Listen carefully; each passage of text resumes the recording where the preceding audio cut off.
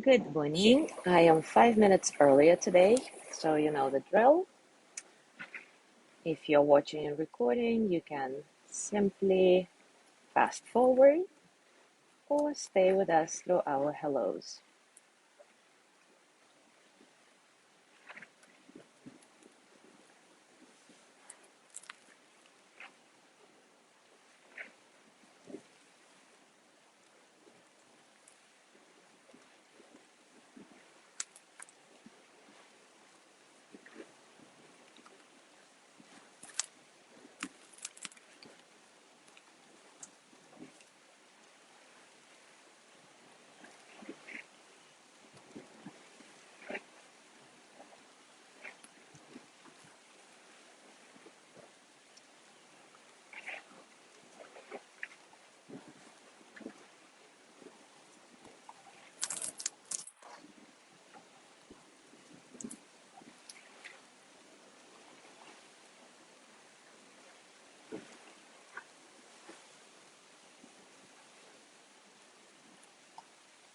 Good morning, Alice.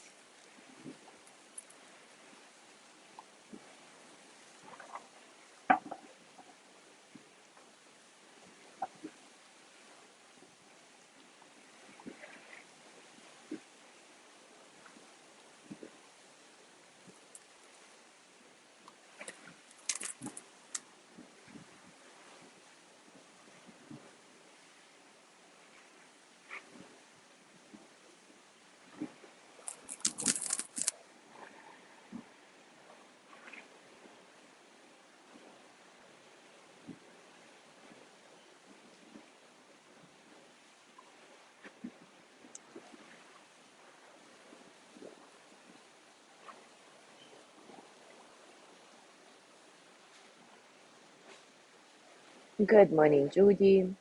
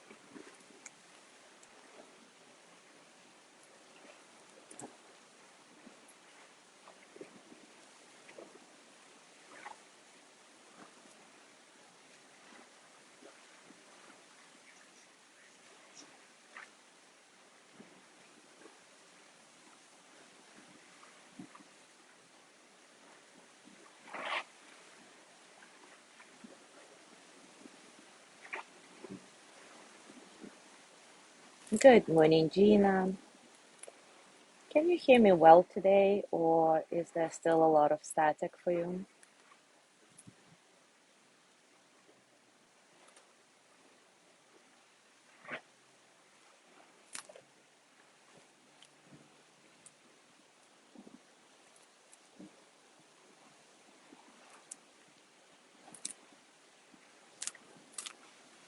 Oh, good. Excellent.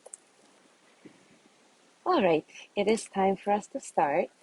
And today we will look at the practical ways of bringing more honesty into our life, the how of integrating this guideline into our day to day. So take a comfortable position. And as always, take a few moments to settle in, acknowledge all the circumstances of your practice, internal and external. With each breath, dissolving the boundary between the inner and outer.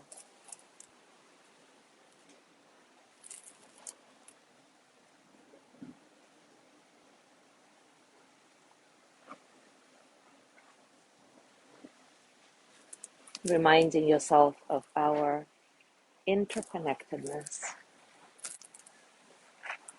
oneness of everything there is.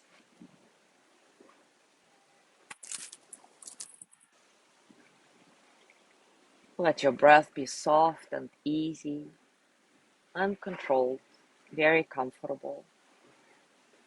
You just observe your breath, how it flows in and out, and what your body does as you inhale and as you exhale.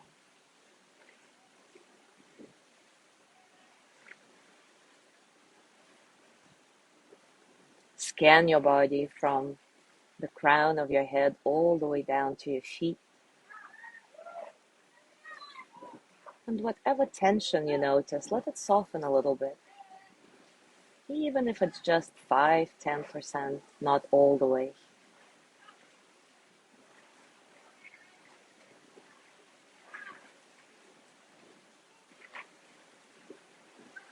Take each exhale as an invitation to release, to gently let go.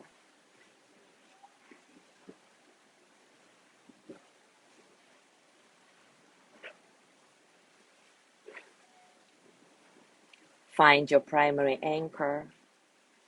Maybe it's going to be your breath or some sensation in your body. For example, sensations in your hands or feet. Primary anchor is something you come back to every time you notice that you've been distracted, pulled away from this moment. And every time you notice this, remember you have a choice to start again, coming back to your primary anchor.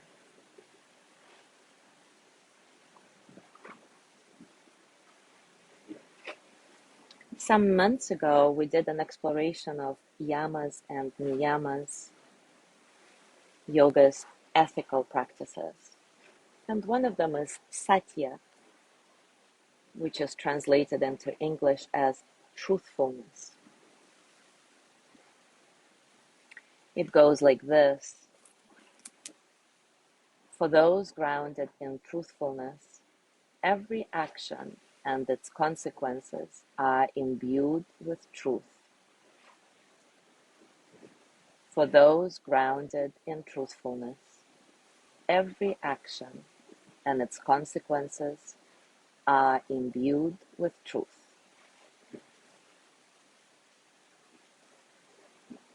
So satya turns us from lies and half-truths to expressing our uniqueness and authenticity.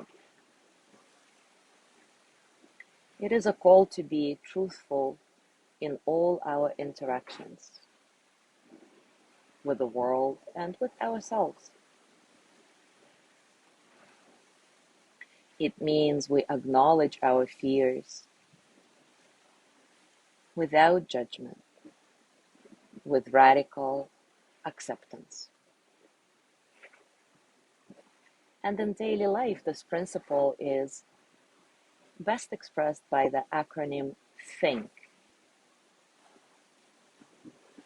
So before you want to say something to another person or to yourself, run whatever you want to say through this filter of the acronym THINK, where T stands for is it true? H stands for is it helpful? I, is it inspiring? N, is it necessary? K, is it kind? Think. So if whatever you want to say passes the filter of think, say it. If it doesn't, don't. But also don't lie. And if asked directly, find a way to deliver your truth with kindness.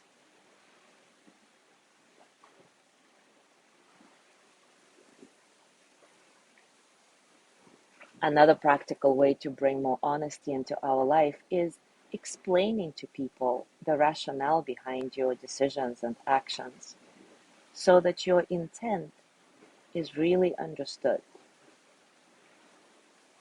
Communication is so important.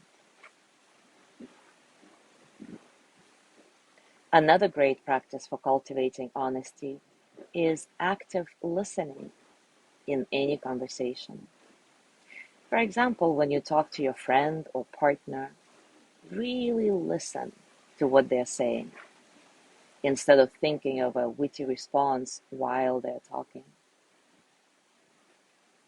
And then relay what you heard back to them to be sure you haven't misunderstood what was said. Because a lot of times what words mean different things to different people. And then you talk and your companion gives you space and actively listens to you and then relays whatever they heard back to you for confirmation that it is truly what you meant.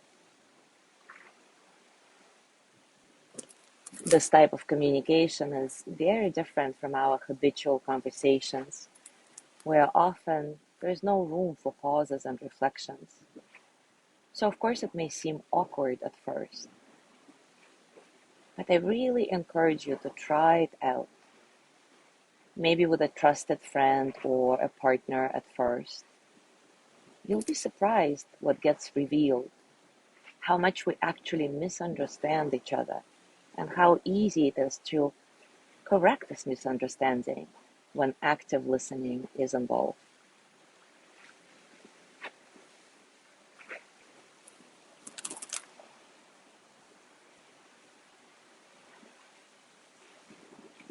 Yet another way to be honest in the world is not to shoot the messenger when someone tells you the truth.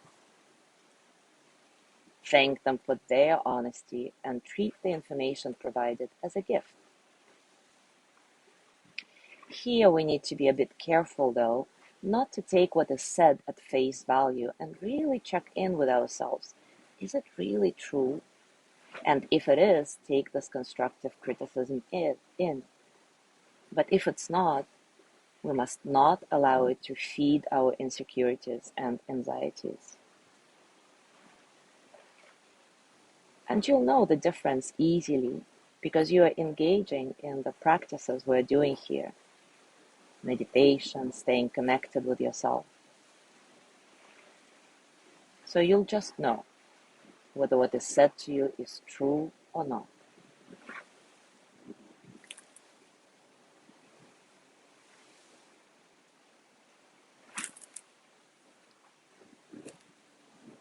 And finally, it is always a good practice to hold other people accountable when their words don't match their actions. Of course, the same applies internally. We must hold ourselves accountable as well.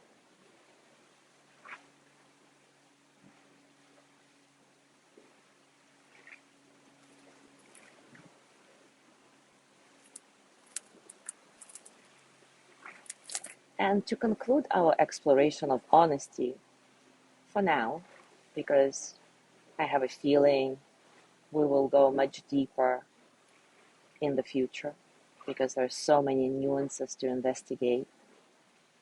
Anyway, today I want to conclude our practice with a beautiful poem by Dana Foltz. A life of truth walks the edge between ease and effort. There is nothing you must do to win approval. No list of saintly acts to tick off one by one. No required deprivations.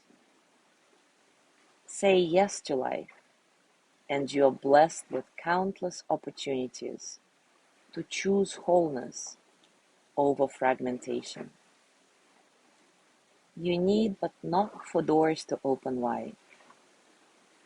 Ask, and you are filled with a presence so vast that all the words in your personal lexicon amount to nothing in its silence. Stop seeking long enough to receive the spirit that's within you. Just be your truest self, and the voice you've longed to hear will speak through you. Release your grip on limitation, and possibilities roll out like endless ocean waves. All you have to do is kick off your shoes and run barefoot in the sand.